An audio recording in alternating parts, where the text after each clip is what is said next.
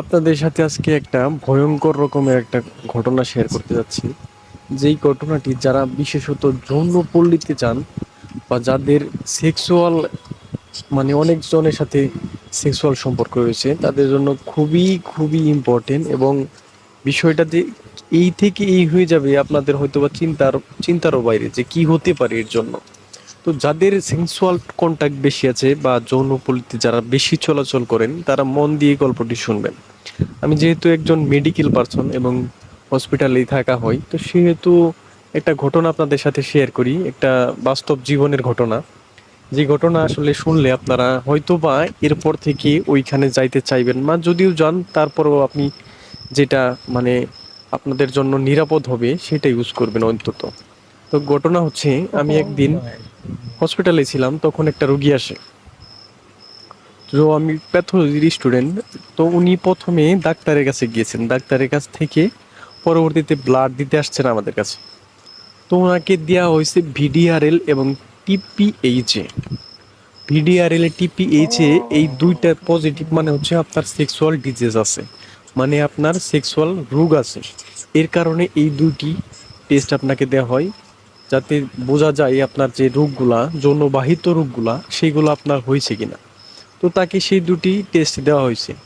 তখন তাকে আমি জিজ্ঞেস করি, মানে আমাদের যেহেতু জানা থাকা প্রয়োজন এবং এইসব বিষয়ে আসলে রুগীর যে পূর্ব পরীক্ষা বা এর আগেই পরীক্ষাগুলো করাইছেন কিনা তাদের, বা যৌনবাহিত এইটা যদি পজিটিভ হয় তাহলে তিনি যৌনপল্লীতে চলাচল করেছেন কিনা, বা একাধিক নারীর সাথে তার সম্পর্ক আছে কিনা, এইগুলা কিন্তু ইনকোয়ারি করতে হয়। সো সেই দরুন তাকে জিজ্ঞেস করা হয় যে আপনি কি এর আগে এই টেস্টগুলো করাইছেন। তিনি সহজতই বলেন যে না, আমি এর আগে কখনো এই টেস্টগুলো করাইনি। তো তাকে জিজ্ঞেস করলাম, আপনি কি যৌনপল্লীতে যান বা এরকম কোনো কিছু, বা একাধিক নারীর সাথে সম্পর্ক আছে? তিনি বললেন হ্যাঁ, আমি বিয়ের যে আবার ওই পুরুষটা বিবাহিত। যেহেতু বিবাহিত, আমি বিয়ের আগে অনেকবার যৌনপল্লীতে যাওয়া আসা করছি এবং বিয়ের পরেও কয়েকবার গিয়েছি। তো এই কথা বলার পর তাকে জিজ্ঞেস করলাম যে আপনি যখন যৌনপল্লীতে গেছেন এবং যখন আপনি সেক্সুয়ালি তাদের সাথে অ্যাটাচড হয়েছেন বা সম্পর্কে লিপ্ত হয়েছেন, তখন কি আপনি প্রোটেকশন বা কন্ডোম ইউজ করছেন?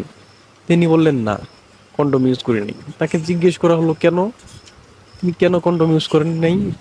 তখন তিনি বললেন, কন্ডোম পরিত অবস্থায় সেক্স করা মজা না।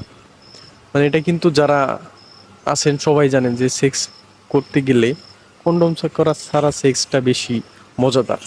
তবে ওটা কিন্তু সেফ না, সেটাই আপনারা বুঝতে পারবেন এখন। তিনি বললেন যে এটা দিয়ে ওইরকম মজা পাওয়া যায় না, এর জন্য আর কি আমি কন্ডোম ইউজ করি নাই। তো তাকে বললাম এইভাবে কতবার করেছেন? তিনি বললেন যে একাধিকবার করেছি এবং বিয়ের পরেও কয়েকবার গিয়েছি, একাধিকবার করেছি, কিন্তু কন্ডোম ইউজ করিনি। তো স্বভাবতই বুঝতে পারলাম যে আসলে ঘটনাটি কোথায় ঘটেছে এবং এটা পজিটিভ কেন আসছে। তারপরে তাকে জিজ্ঞেস করলাম যে আপনি বিয়ের পরেও গিয়েছেন, আপনার কি কোনো বাচ্চা আছে? তিনি বললেন হ্যাঁ, আমার বাচ্চা আছে। এখন সমস্যা হচ্ছে দেখেন, আপনি যদি উনি বিয়ের আগে বা সন্তান হওয়ার আগেই এই রোগে আক্রান্ত হয়ে থাকেন, তাহলে বিপদ হচ্ছে কি জানেন? ওই বাচ্চারও হবে, এবং ওই বাচ্চার আরেকটা বাচ্চা হবে, তারও হবে, তার বাচ্চার তার বাচ্চারও হবে। মানে বুঝতে পারছেন এটা আসলে স্পিড হইতেছে কিভাবে কিভাবে ছড়াই যাইতেছে, মানে কি ভয়ঙ্কর একটা ব্যাপার। তখন তাকে বললাম যে এরকম এরকম ঘটনা, আপনার তো বাচ্চার হওয়ার সম্ভাবনা অনেক বেশি। তখন তিনি বললেন যে ভাই, ভুল তো হয়ে গেছে, এখন এটার করণীয় কি? তো আপনাদের বলে রাখি, এটার করণীয় হচ্ছে, এটা কখনোই নেগেটিভ আসবে না, কখনোই নেগেটিভ আসবে না। আপনি যে পর্যন্ত বেঁচে থাকবেন এটা পজিটিভ আসবে। এটার একটা রেজাল্ট আছে, এটার একটা মান আছে, সেইটা শুধু আপনার একটা নিয়ন্ত্রণে রাখতে হবে, কিন্তু এইটা কখনোই আপনার নেগেটিভ আসবে না সারা জীবনে না।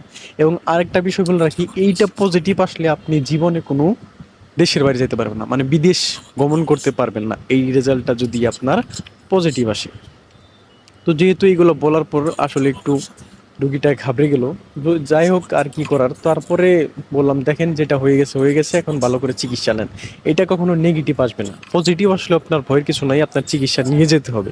আপনাকে এটা ডায়াবেটিস ডায়াবেটিস থেকে মারাত্মক যদি, কিন্তু এটা কন্ট্রোল করা যায়, এটাকে আপনাকে কন্ট্রোল করতে হবে। তো যদি আপনার বাচ্চা না হয় সেটা অনেক ভালো হবে, কিন্তু হওয়ার সম্ভাবনা অনেক বেশি।